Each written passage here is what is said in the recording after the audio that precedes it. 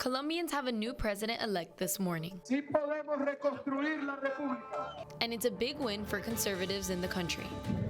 Vice President Vance going across the Atlantic. If they are willing to give up nuclear weapons ambitions for the long term. To announce progress in the peace process.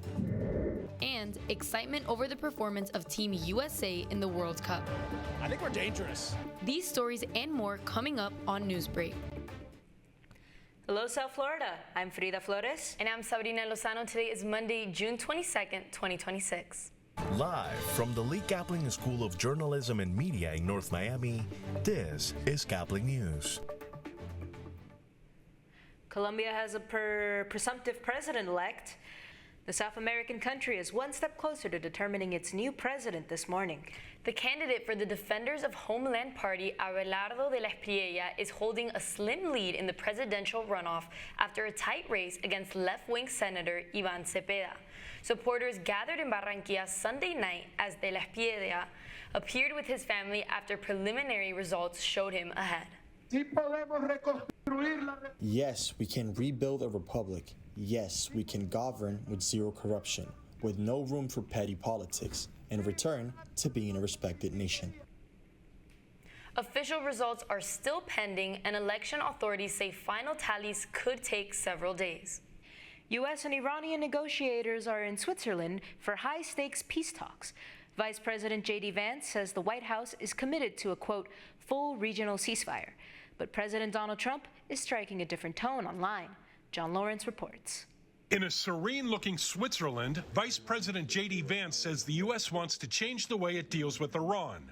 If they are willing to give up nuclear weapons ambitions for the long term, then the United States is willing to fundamentally transform our relationship with that country. But back in Washington, D.C., President Donald Trump is using harsher terms. In a social media post Sunday, Trump threatened to hit Iran, quote, very hard again, just like we did last week, only harder, if Iran doesn't bring its proxies under control. The White House's message came as Iranian media reported the country will shut down the Strait of Hormuz again, partly because of alleged Israeli violations in Lebanon. We've lost 13 servicemen and women.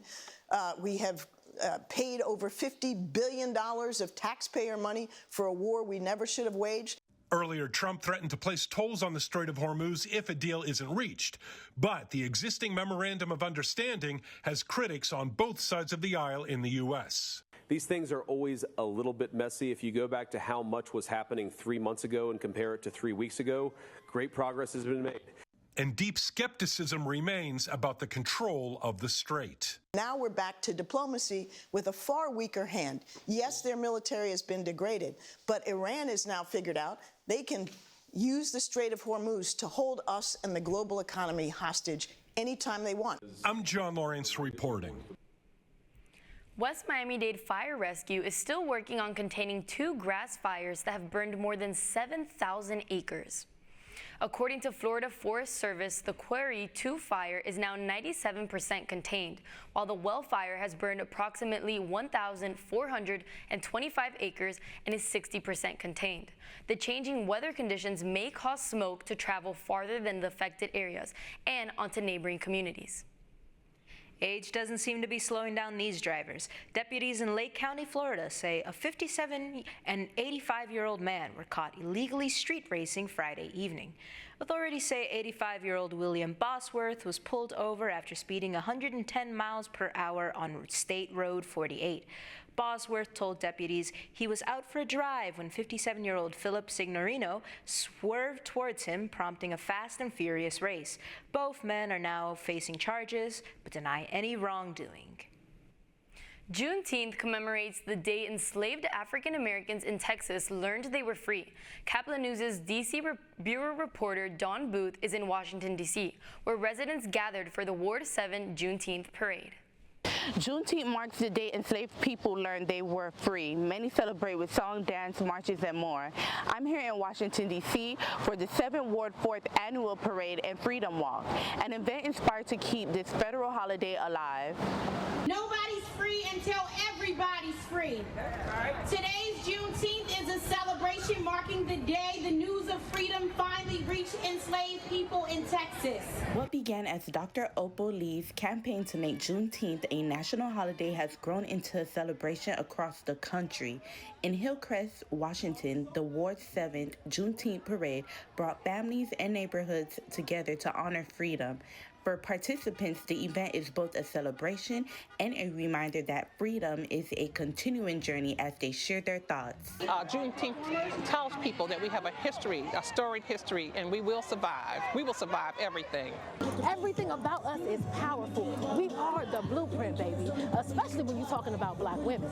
Having events like this not only has celebration, but really paving the pathway forward to a better district. Continue to have them, to let them know that we are totally present in this moment, and we're not going anywhere. For more than 160 years after the end of slavery, hundreds are walking to honor the legacy of Juneteenth. Participants say this event is about more than celebration. It's about keeping the story of freedom alive for future generations. Reporting in Washington, D.C. for Caplin News, I'm Dawn Booth. While most people listen to music with the tap of a screen, some collectors are turning back to vinyl records, CDs, and cassette tapes. Caplin News reporter Stephanie Tenia shows us why physical media is making a comeback. Everyone said vinyl records were dead, but in an era dominated by streaming services, physical media is making a comeback. For store owners, the renewed interest is being driven by a younger generation looking for a different way to experience music. Many customers are building collections of vinyl records, CDs, and even cassette tapes, discovering formats that were once common in their parents' generation. Physical media is making a comeback because people enjoy the feeling of actually owning something. With a physical format, you don't need a subscription. Once you own it, it's yours. For many music fans, the appeal goes beyond simply pressing play. Collectors say owning an album creates a deeper connection to the music, from the artwork and lyrics to the stories behind every record. We have customers who buy vinyl records, CDs, and even cassette tapes because they want to experience music the same way their parents did. The store selection also plays a role in attracting music lovers, offering everything from Latin music and Japanese releases to the newest albums on the market. Beyond the records, the shop has become a gathering place for music fans through intimate live performances featuring local artists.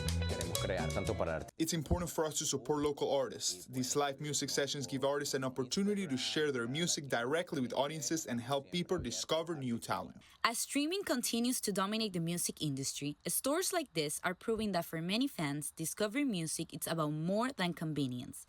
It's about connection, community, and keeping the experience alive. In a world of sold-out arenas and streaming playlists, places like these remind you that music is better when it's up close and personal. A major NHL trade is bringing a powerhouse brother duo to South Florida. That's still ahead, and so is this story. USA! USA! They might call it football, but the USA calls it soccer, and fans are making it known. Newsbreak will be back in 2 minutes.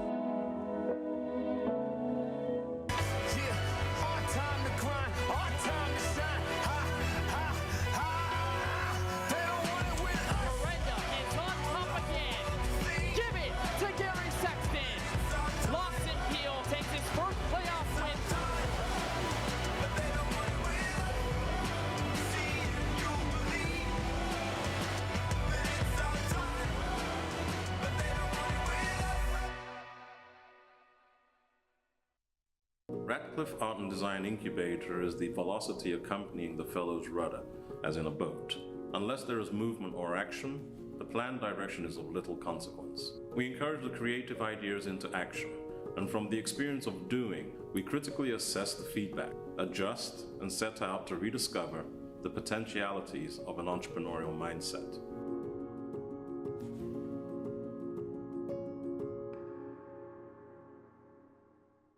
STEM is precise, no margin for error. Dare to forget that. Dare to have fun with it. Get weird with it. Dare to send those old STEM theories flying past the neighbor's house into outer space. Dare to program something internet-breaking, record-breaking. Dare to blow their minds. Dare to learn the difference between sedimentary and metamorphic rock. Go find those rocks. Dare to keep daring. Dare to STEM. Check out She Can STEM to get started. I didn't even know that.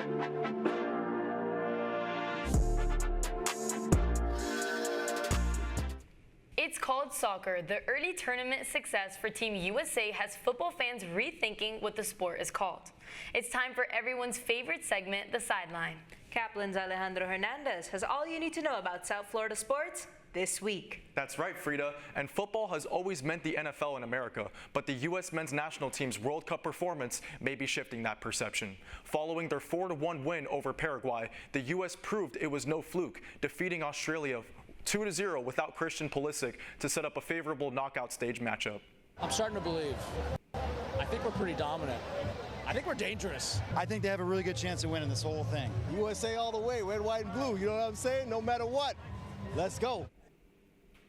With momentum building and a promising path ahead, the United States have a golden opportunity to make a deep World Cup run and continue growing the game of football in our country.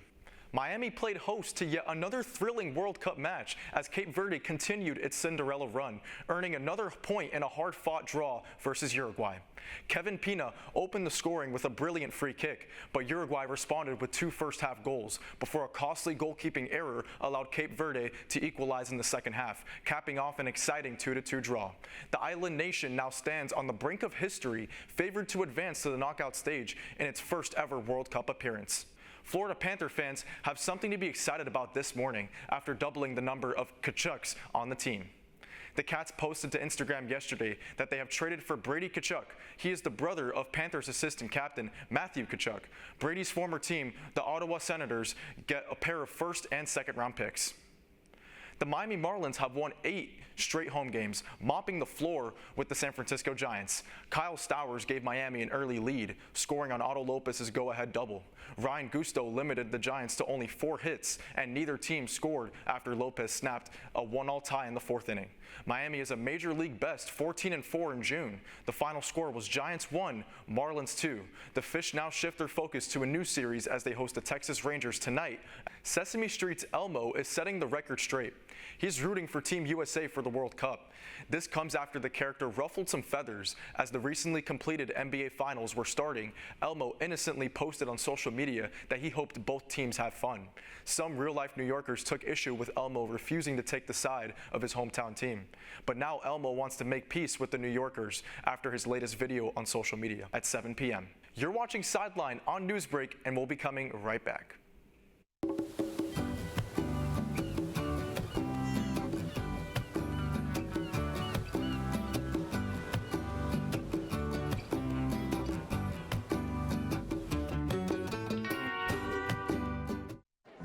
The black truck? Hey, Christina from accounting. Yeah, hi. Hey, I used to date a girl named Christina. Oh, really? Yeah, and then she dumped me for my best friend. You want to see some photos of them that I took? I don't. I thought we talked about this, buddy. Buzzed and overshared again? Yeah. Yeah. I'm gonna call a car. That's a smart idea.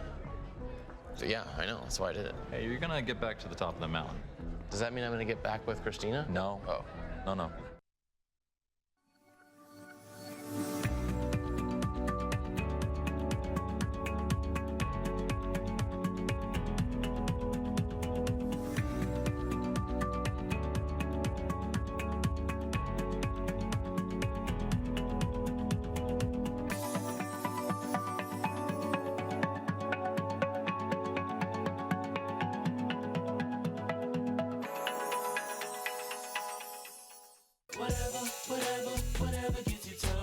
There are a lot of ways to reach out to a friend about their mental health.